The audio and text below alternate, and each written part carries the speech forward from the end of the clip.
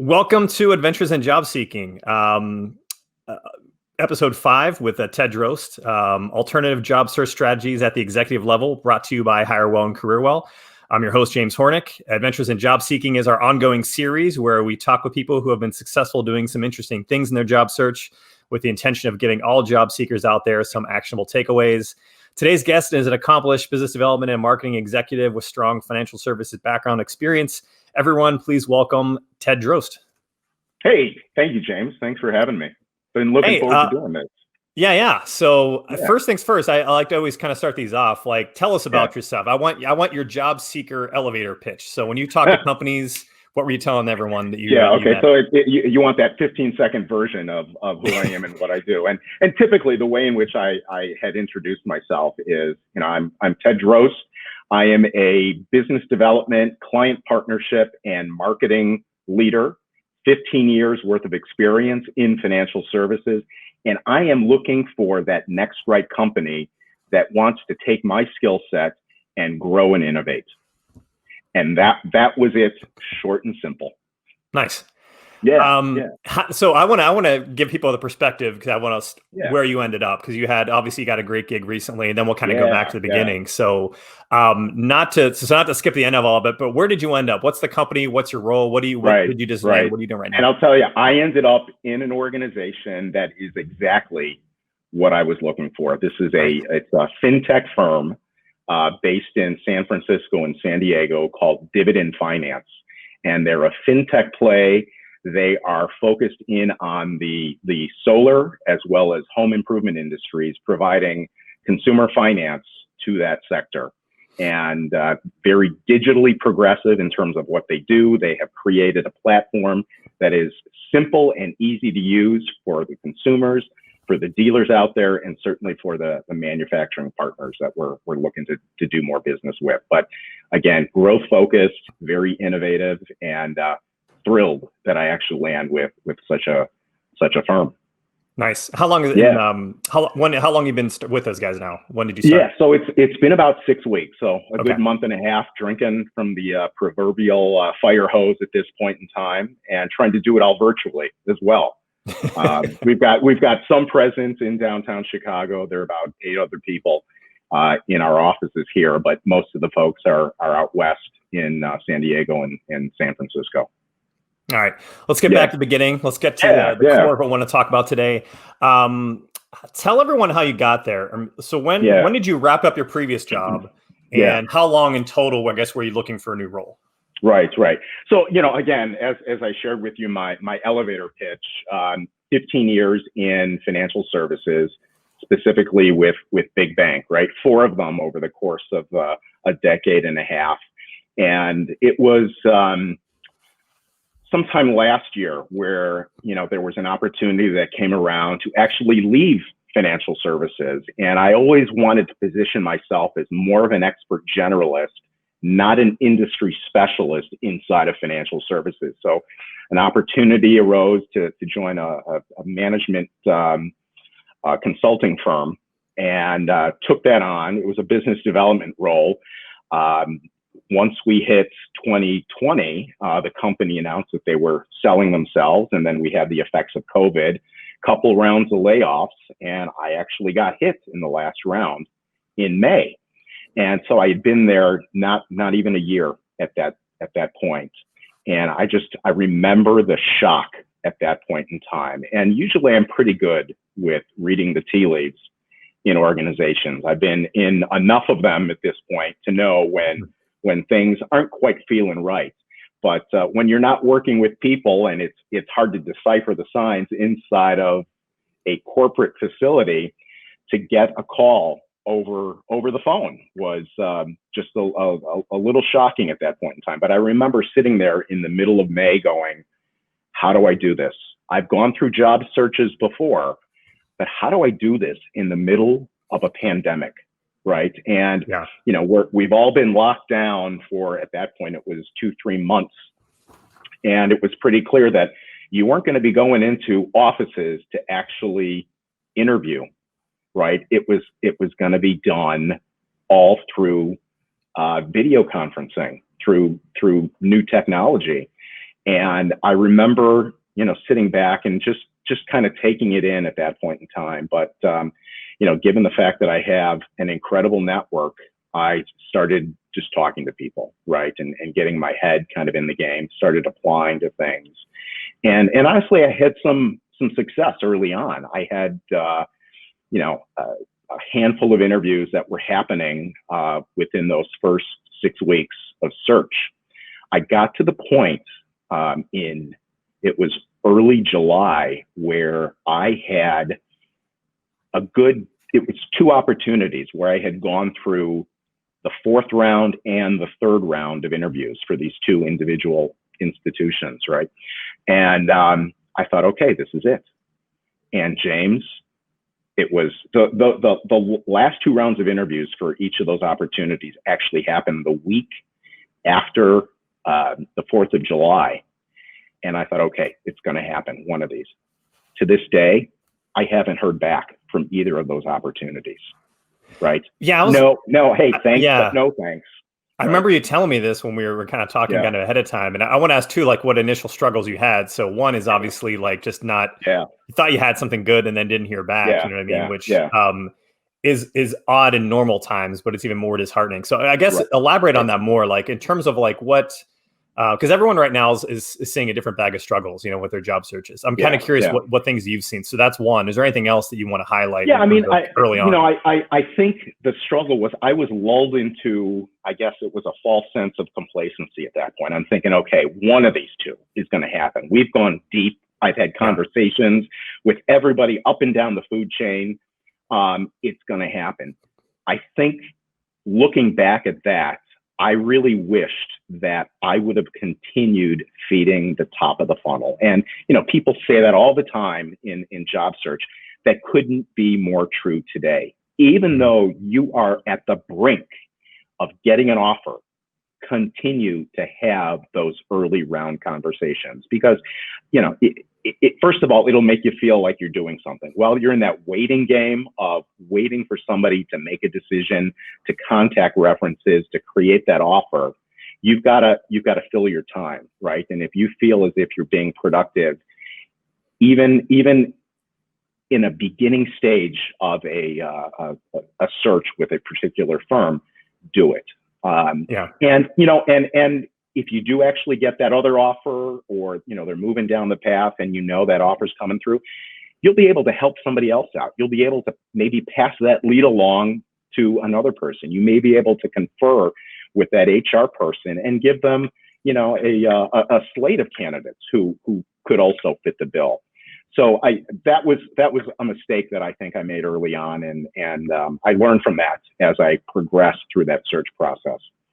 Yeah. One thing that was interesting, I just kind of want to interject real quick this year is that even when things like from the recruiting side, even when things started to pick up where, June, July, when we saw more things opening up, we still saw like the highest rate of positions, just false starts, positions that kind of go away. Companies that were planning on hiring and then, either pulled back or so. And that was frustrating for us. But then I realized even for job seekers, it's even more frustrating because probably what happened in those 2 positions you were talking about is that like they were serious for a while. And then who knows what they might not even move forward because that's been the MO of this year. I think, so. Yeah. And, and my response to something like that is I think we all understand that things happen inside of companies. Situations change, people leave, all of a sudden there isn't a need for that particular role. That's all understood.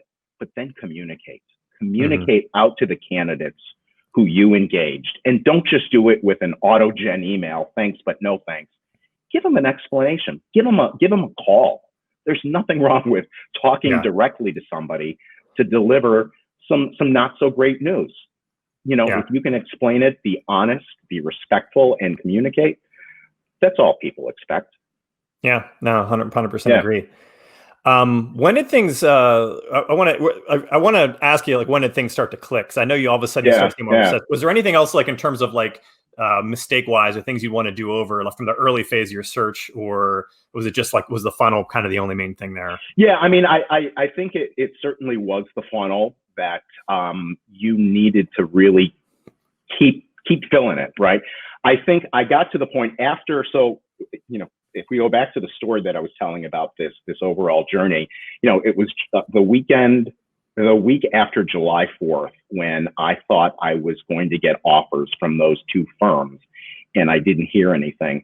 I had about 6 weeks from that point until the middle of August where I thought, and I didn't have a lead to save my life at that point. It was, the well was dry despite everything that I tried. And at that point in the middle of August, I decided to bite the bullet. And that's when I created a post that I put up on LinkedIn, and I said, hey, network, my 2,600 people in my network, I'm out there looking for a job. And my strategy up until that point was, I'm going to talk to a few people who I know, and I'll tell them that I'm out there looking. I didn't announce it to the world. And I think especially given that we're in the middle of a pandemic, you got to let everyone in your network know that you are out there looking, right? And I put on what they call the collar on LinkedIn, that hashtag open to work collar. And that's when it all really started to click. Okay. I had retained search reach out to me for the first time in a while. I had contingent recruiters reach out. I had a ton of my network connections reach out and ask how they could help. Let's have a conversation. Let me introduce you to this person, to that person. And it was from that point on where I had at least 6 leads in the pipeline, to the point where with Dividend, I finally got an offer, right? I was out, and I don't know how this happened, but I was actually only out of work in the middle of this pandemic for 4.5 months. Yeah. And again, I've gone through this before in normal times, and it certainly didn't, it took me much longer than that. Yeah. And, for me, it was owning it, right? There is no stigma about being between jobs. You've got to wipe that away from your mind, right? This is something that happens actually to most white collar workers in today's world. And the first time I ever had gone through this, my job coach at the time, Maureen Zabladel, who at one point was with Kensington Outplacement, she looked at me, she sat me down and said, Ted, in today's world, 80% of white collar workers will get laid off at least once in their career. Welcome to the majority, right? And those words still ring true to me 20-something years later. Yeah. It happened. But I think times have changed. I think, owning the fact that you're out of work, there isn't that stigma anymore. So many white collar workers face this in their careers. Yeah, this is a mindset change, and I think it's like people in our age group. It's something that when we started our career, there always was a stigma. And I think it's right.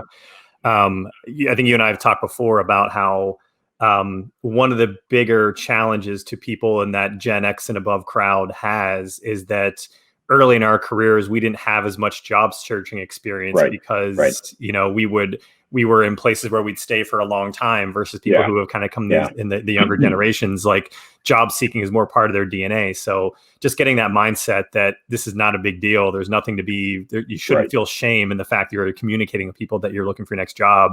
If anything, it's just at that point, it's just marketing, the more you get the word out, let people know, make as many touch points as you can.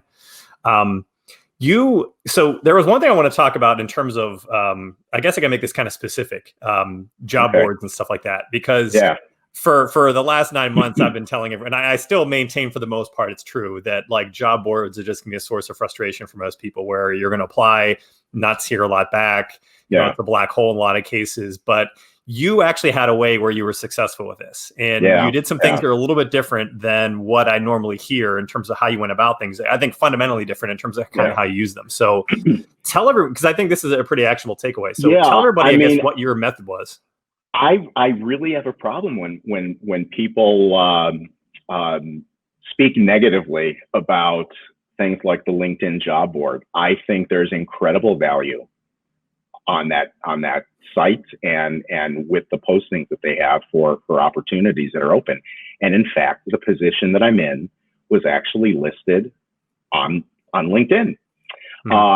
But I took a very different tactic. And so I think I guess this is actually a mistake that I made early on, and I discovered it was a mistake. And by adapting my strategy around job boards, I was successful in terms of locking down some opportunities. So what I was doing prior to August was I was going to that LinkedIn job site and I was typing in a title. So, VP business development, SVP, strategic partnerships, CMO.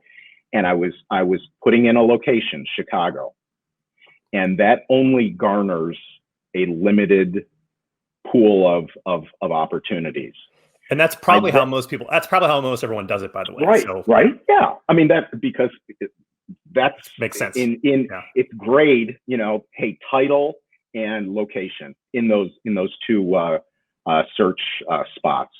And then I thought, I had an aha moment one day, and I thought, you know what, instead of using a title, I'm going to type in a subject. I'm going to use payments as the search criteria, and I'm going to leave the location blank.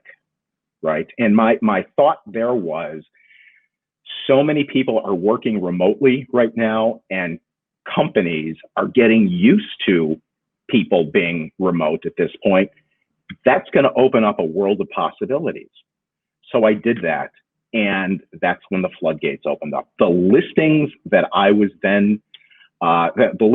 then saw were, it all of a sudden was very plentiful, right? And I would go through each one to see if there was some kind of applicability to the skill set that I was bringing to the marketplace.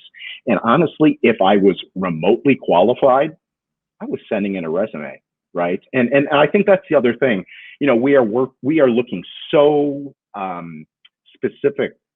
We are being so specific when we're actually looking at those postings. We're looking at every word. We are dissecting every bullet point. Stop that. Don't do that. If you think you are remotely qualified for that opportunity, send in a resume. It's not going to hurt, right? And my thought around that is, it's so important just to have a conversation. And what I have found with a lot of emerging smaller companies is sometimes they don't know what they need.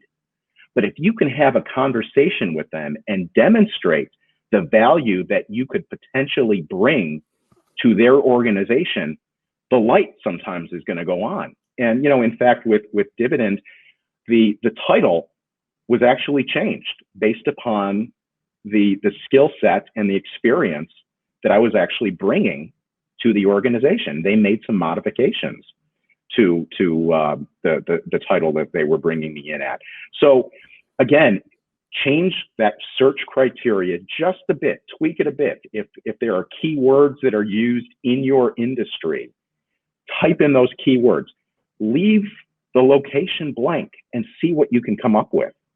And, again, I'm a firm believer in just having conversations with people, right? You want your brand and your name out there so that people begin to think of you. And that really changed the trajectory of my search in a very short amount of time. Yeah, and I think it works. And I'm trying to ways of kind of applying this to people in other industries, but understand your industry. What are a few keywords that are specific just to your industry that you have domain knowledge of that the normal person, most people aren't going to have? Use that as your criteria, and just bank on the fact that I think this worked out so well for you because, Dividend Finance are a small growing startup. They need expertise. You know what I mean? And I think a lot of companies in that small growing space aren't going to care about, I'm seeing this already, aren't going to care about location. They're already bought into the fact that we're in a world where things are more remote. And you can have the best talent as long as it's anywhere in the country, or it could be international. Even that's going to work. So it's great that worked out well for you, and I think that a lot of people could use that as a better method of kind of using job boards. So again, James, I think it's just important to have the conversation, right? And I was applying to roles that had titles that were, that I was overqualified for. I was applying to things that I was underqualified for. It's just important to have the conversations. And, as we talked about before, the whole process of interviewing is so different this year than in years past, right? In years past, it was, you get a phone call, hey, we're going to do a little screener right now. Okay, we're going to think about inviting you in. And then, you're brought into an office and you're, trotted through a few people to talk to, and then you leave. Every interview that I've had through this process over the last, 4.5 months that I was out searching, it's all over Zoom, right? It's all video conferences. And that takes on a it's a different skill set, right? Yeah. When you are in person with somebody, you can pick up the visual cues, you can read faces, you can pick up a vibe in a room. You can't necessarily do that over a video conference. And so, my thought is, it actually takes more energy to do that, right? You're really seriously looking at somebody. You're focused in, trying to pick up those subtle cues as to whether or not you're resonating with that person. On top of it, you also have the camera pointed at yourself. You're looking to see how you're reacting to that person. And so I think it actually takes double the energy doing a video conference. It's great that you're in the comfort of your own home, or in an office that is all yours. But I think it's given the media that we're working with here, it takes more life out of you. And one of the mistakes that I made early on, and it was actually with my interview cycle with Dividend, where I had 3 interviews lined up back to back to back. And it was with the CEO of the company, the SVP of HR, and the chief risk officer. And I thought, okay, 3 of them lined up. They put in a 15-minute break between the 3 interviews. And I thought for sure that's going to be enough time. Well, as you can tell, I'm very much a talker, right? They were talkers as well. And so I ran over time on each of the interviews, to the point where this 2.5-hour window, 2.5-hour interview process became almost 3.5 hours. Yeah. I was so exhausted after those 3 interviews. I needed a nap after that. And so I napped. I napped that afternoon. What I learned from that is, you've got to make sure that you're building in at least half an hour between video calls. They take so much more energy. Give yourself a break. If they're trying to get it, if they limited the break to 15 minutes, ask them to move it to half an hour, because things happen. People show up late for video calls as well. Yeah. So make sure that you build that in there. And if you think about it, it kind of makes sense, because if you're actually in an office going through, 2 or 3 or 4 interviews during a half-day session, you're being trotted from one office to the next, or conference room to conference room. You're heading to the restrooms as well. You have those natural breaks kind of built in. Not necessarily true when you're sitting at home. So, piece of advice for everybody there. Yeah, it's excellent. People have been asking me all year, like, having special advice for interviews, and it's what I've been giving them is a lot of standard interview advice. But I'm such an AV nerd, so I'm always talking about like internet connection, camera lighting, all those types of things. But besides that, it's the same thing. But you bring up a great point, because like, one thing I like about our Zoom culture is that you can cram more things in back to back. You're not like, there's less wasted time, like going to meetings and stuff in the day. But the flip side is when you actually have to be on point, like when you're in a job interview, you need some of that downtime, whereas other parts, maybe you don't. That whole Zoom fatigue is very real. And, I experienced it in the interview process. Thankfully, it turned out really well, right? I ended up getting the job.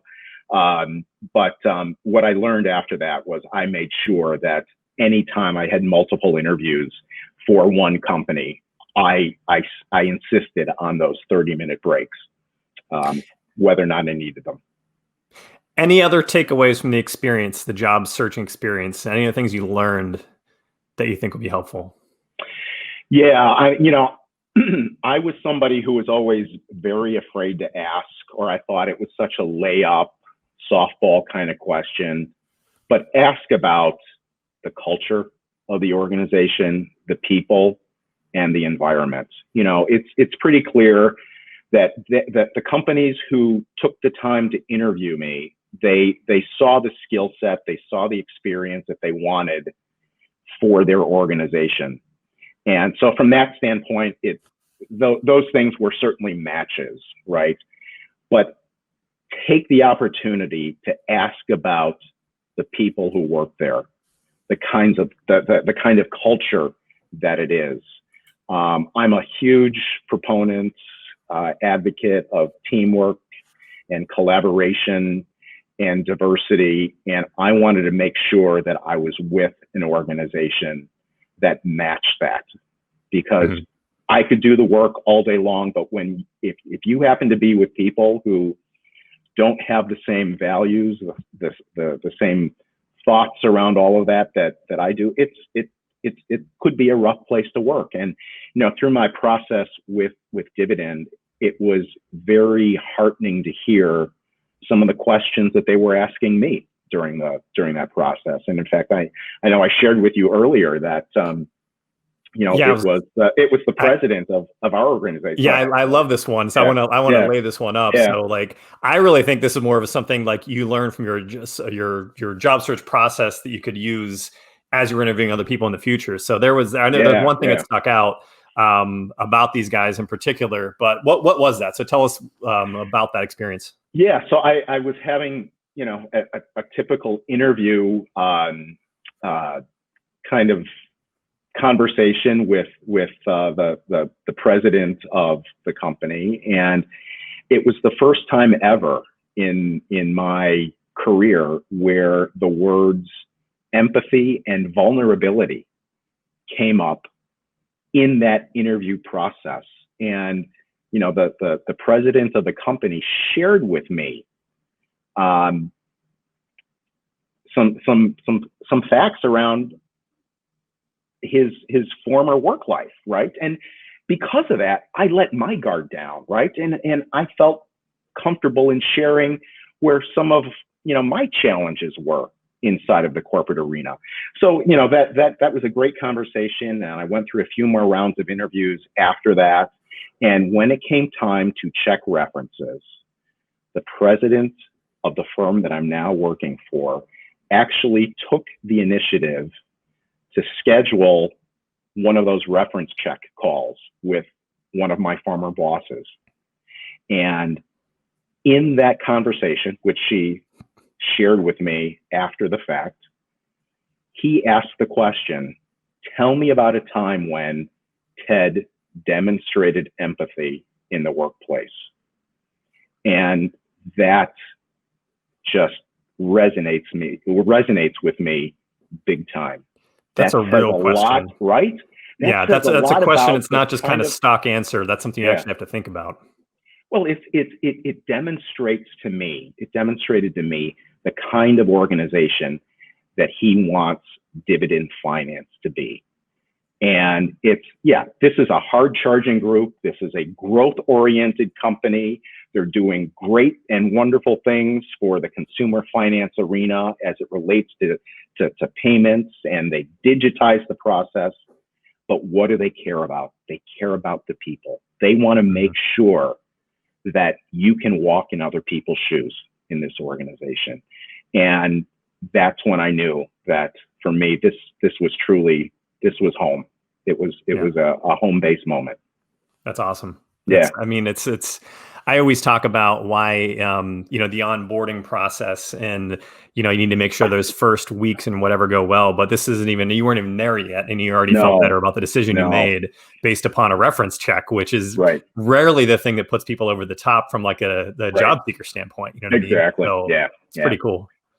If you could go back, do it all over again, anything you'd do differently? Wow. I mean, I think it was a process of discovery. I mean, I don't think there's one thing that I would do differently. I wish it would have happened sooner, but again, I know I can't complain, a 4.5 month job search. in the environment that we're in today is pretty remarkable.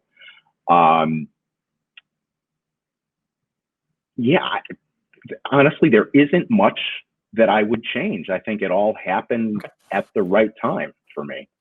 Okay. Yeah. And I always want to make sure, so anything else that anything else that we didn't cover, anything else you want to share, or do you think you got it all out? Yeah. I didn't get it all out. What I would say to everybody is you have to keep helping, right? Even after you land, keep those network connections up. Help other people. I think empathy goes a long way. If you happen to be in between roles right now, how painful it can be. That it's a roller coaster ride of emotions. You get one call, you had one interview that went really well. You're feeling like you hung the moon at that point. When you get some negative news, it's hard to drag yourself out of, wow, that one didn't happen.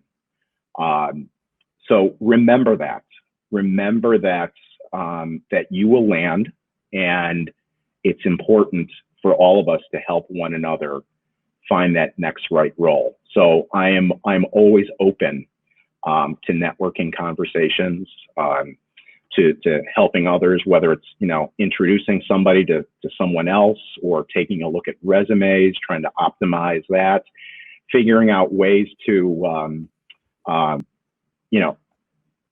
rewrite resumes a little bit differently so that you do get the hits. I think there's some great tools out there that can help you. I'm a big proponent of resumatch.io, where you can upload your resume and upload a position description of something that you really want, and take a look at the match between them.